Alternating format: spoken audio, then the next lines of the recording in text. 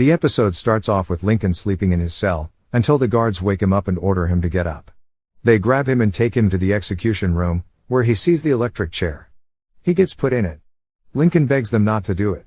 Bellick tells Lincoln to make his peace before blindfolding him. The guard pulls the lever, only for Lincoln to wake up in his cell and realize he just had a nightmare. We see Michael holding his toilet open, scraping the brick clean of adhesive to make an opening to the other side. Michael hears the guards and his cellmate Haywire coming. He pushes the toilet back to the wall and pretends to wash his hands to not arouse suspicion. Haywire enters the cell. Michael rinses his face with water and tests Haywire by asking him if he ever thought about breaking out of prison. Haywire tells him no and that he doesn't want to be in the outside world. Then asks Michael why he asked. Michael responds by saying he overheard another prisoner talking about it. Haywire suggests telling Captain Bellick, proving that he cannot be trusted with a prison escape. He then notices Michael's tattoos, which are the blueprints of the prison. Haywire asks what they're of, but Michael only says they're just tattoos before putting on a shirt to hide them. A guard and a doctor approach the cell and tell Haywire to get his medication. Haywire takes his medication but then throws them up once the guard leaves. He claimed the medication are like handcuffs put on your mind. He then changes the subject and asks if he can look at Michael's tattoos. Michael tells him no. Michael is then seen in the yard, and tries to talk to Sucre so he can have him back as his cellmate. Sucre denies any interaction and walks away. We see Haywire staring at Michael. Michael turns around and looks at his tattoo that reads cute poison. Cu is copper. Po is phosphoric acid. And So is sulfate. If these three chemicals mix, they corrode metal, making it easier to break. John approaches Michael and asks him what the problem is. Michael tells him Haywire is the problem and that he is his new cellmate. John agrees that that's a problem. Michael said Haywire doesn't sleep, so John asks him when he would dig. Michael tells him he doesn't since Haywire is his cellmate and would snitch. John tells him to take care of it or he'll take care of him and walks off. We then see Michael in the warden's office, helping him work on the Taj Mahal. Warden Pope expresses his thankfulness for Michael's help. He then says he wishes he can pay him in some way. Michael tells him he can, and that if he can change his cellmate. Pope tells him Captain Bellick is in charge of cell transfers. He then says he can only change his cellmate if there's evidence of violence or sexual predation. Pope's secretary then comes in, Becky, who tells him that his wife, Judy, is here. He tells her to not let his wife come into the office so she doesn't see the Taj Mahal, as that is a gift for their anniversary. Pope steps out and greets Judy. She asks him why he's acting funny and what is going on in his office. Since he doesn't want her seeing the Taj Mahal, he pretends he was going over files. Judy insists to check his office until Michael comes out with a false story, saying he won't cooperate about a prison death. Giving Judy the impression that an investigation was taking place in his office, which would explain his hesitance on her entering the office. We then see Lincoln being escorted to the visiting room, where Veronica was to see him. Finally believing that he's innocent, she tells him she is attorney now. Veronica tells him that Crab's ex-girlfriend was caught by the Secret Service since she was willing to testify on Lincoln's behalf. Lincoln asks how her fiancé, Sebastian, is doing. She tells him the wedding was off. This prompts him to smile. She then tells him she's going to visit Project Justice, to try to get him released. He thanks her. Next, we see Sucre leaving another voicemail for his girlfriend, Mary Cruz. He asks if she's going to visit him at the prison again. He tells her he loves her then hangs up. We see Michael getting out of the shower, with Haywire sneaking up behind him and saying his tattoos are a pattern. Michael quickly turns around and tells him he's just seeing things, before covering his tattoos with a towel. We then see Warden Pope and Captain Bellick talking about Michael and Haywire being cellmates. Pope tried to convince him to move Haywire out of Michael's cell. Bellick says no since he's always drugged up on meds and is not dangerous. Pope reminds him that Haywire murdered his own parents. Bellick claims Michael is a criminal as much as every other prisoner. Pope tells him that he plans on retiring one day and having Bellick take his place as warden. Then he tells him to look into moving Haywire out of Michael's cell. Next, we see Sucre coming to visitation. He thinks his girlfriend came to visit. But he finds out his cousin, Hector Avila, came to visit him instead. Hector tells him that Mary Cruz is with him now and that he stole her from Sucre. Sucre thinks he's joking. But Hector explains that he can provide for her and says he's not the one that's in prison. Sucre gets angry, which startled Hector. A guard comes to escort Sucre out of visitation. Hector then insults Sucre by saying that he's a con and that's all he'll ever be. We then see Michael enter the room of the prison that stores chemicals. He bribes another inmate with a carton of cigarettes. Michael is then seen looking for copper sulfate and phosphoric acid. Michael then hides it in a sock, hidden inside his jacket before Bellick enters the room. He reminds Michael that he's in a restricted area. Michael tells him he needed fertilizer for PI. Bellick takes out his nightstick and searches Michael's jacket. He doesn't notice the sock. Next, Bellick asks him how his foot is, before stepping on his left foot, where his pinky toe was cut off. Michael collapses in pain. Bellick then tells Michael to never talk about him to the warden again. He then tells Michael to leave. Michael then limps away. Next, we see Michael rinsing his mouth in cell. Michael tells Haywire that they don't work out, and that Haywire should change cells. Haywire responds with, "I crapped myself once in junior high." Michael sighs and looks over to see Haywire's toothpaste. He sneaks it while Haywire is talking, and conspicuously empties it into the toilet. He empties the toothpaste so he can store the phosphoric acid inside. Haywire then asks him what his tattoos mean. Michael says nothing. John then visits Michael's cell and asks him if he's making any progress on the escape. Michael tells him no because of Haywire. John tells him that he doesn't have the guts to kill Haywire instead. A guard then tells John to keep moving.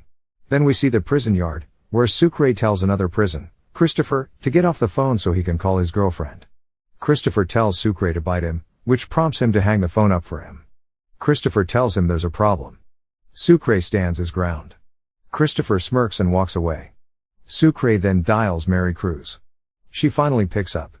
Sucre asks him what's going on with her and Hector. Mary Cruz tells Sucre that he's been cheating on her with a girl named Rita. She says Hector told her. Sucre tells her that Hector was lying because he wants to get into her pants. She then tells Sucre that she's running out of time to get married and have a baby. Sucre reminds her that he only has 16 months left. Hector then approaches her. She hangs up. Next, we see Veronica speaking with Project Justice about Lincoln's innocence. Project Justice believes Lincoln is guilty. So Veronica only asks them to point her to the right direction, but they tell her no. She walks out and Agent Danny Hale of the Secret Service is following her. He calls Agent Paul Kellerman, warning him that she left. We see Paul in her house, looking through her mail and any evidence she may have that might exonerate Lincoln. He then realizes Veronica is close with Lincoln. We then see Haywire organizing his things and realizes his toothpaste is missing. Michael tells him he hasn't seen it. Next, we see Sucre lying in bed, looking at a picture of him and Mary Cruz. Then we see Haywire ripping Michael's shirt off to get a better look at his tattoos. Michael wakes up. Haywire says that the tattoo is a maze. He demands a closer look. Michael warns him to get away from him. Haywire backs off, then starts talking to himself, asking himself why Michael had a tattoo of a maze. The following morning, we see Michael and John talking. Michael tells him he needs drain line root control for his chemical problem. Next, we see Veronica speaking with an officer who was the first responder to Lincoln's apartment during the night of the murder. He explains that he saw Lincoln washing all the blood off of him and his pants in the bathroom. Veronica tells him in his report, he only saw Lincoln standing in the bathroom without the bloody pants. She asked which one was it. The officer takes it personally and walks back to the station. She is then approached by Nick Saverin, who is with Project Justice. He tells her he also thinks Lincoln may be innocent and wants to help her. Next, Michael is on the bench in the yard. John approaches him and gives him the root control to poison Haywire. But he suggests a shank instead. Michael declines the shank and takes the root control instead and walks away. We then see Michael in the cell, mixing the root control with copper and sulfate. He puts them in separate tubes so it doesn't turn into an acid and eat through the plastic. We then see Nick and Veronica talking about Lincoln's case. We then learn that Nick works for Project Justice because his father spent 15 years in prison for a crime he did not commit. He says once the government gets you in their crosshairs, you stand very little chance. Next, Michael is seen entering the yard. Haywire stands there, drawing his tattoo since he has photographic memory. Sucre approaches Michael and tells him he wants to escape. He wants to escape because Hector stole his girlfriend, needs to fix it to get her back. He can't wait 16 months anymore. Michael tells him that he can't because of his new cellmate. Then he says he'll do what's necessary. This excites Sucre, prompting him to hug Michael. We then see Paul and Danny speaking with the vice president. She thinks it's suspicious how Michael is incarcerated at the same prison as his brother, Lincoln, a month before his execution. Paul and Danny both think it's just a coincidence. She tells them to look into it. Michael goes back to his cell, and sees Haywire's drawings of his tattoos. Haywire tells him the tattoos are a pathway. He then asks where they lead to. Haywire grabs Michael and asks him where he's taking him. Michael pushes him away. He then bashes his own head against the bars before calling for an officer. The guards come in and see Michael's blood, thinking Haywire attacked him. Haywire tells the guards Michael had a tattoo of a pathway. The guard tells Haywire to back off.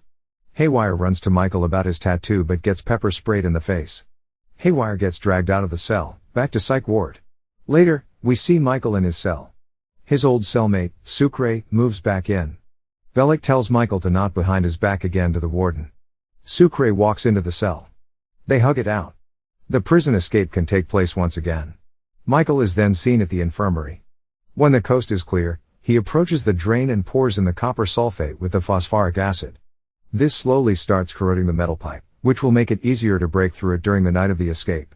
Sarah comes back and asks Michael what happened to Michael's eyebrow.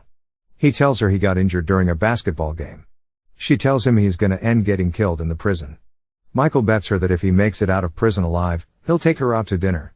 Sarah warns him that his charm act is gonna get him hurt in the yard. We then see Lincoln getting visited by Nick and Veronica. They ask him what exactly took place during the night of the murder. He tells her that he never had bloody pants and that the cop was lying. He then tells them that the gun the cops found was planted, and that someone faked his fingerprints on the gun. Lincoln was seen holding the weapon, but he wasn't gonna use it. A man named Bo was the one who set his fingerprints on the gun. Nick and Veronica then leave. Nick requests to look at the CCTV footage of Lincoln shooting Terrence. Next, we see Sucre using a mirror to see if any guards are coming. Once clear, Michael starts unscrewing the toilet. Michael then unscrews the toilet from the wall. Michael then tells Sucre to make some noise so it can muffle the sound of him kicking the bricks out of place. Sucre starts to sing. Una sonrisa eres tú, así, eres tú. This ends up creating a riot in the prison, with other prisoners screaming and tell Sucre to shut up. With all the yelling, Michael is clear to kick the wall without drawing too much attention. Lincoln hears the commotion in his death row cell which wakes him up. Michael finally breaks through.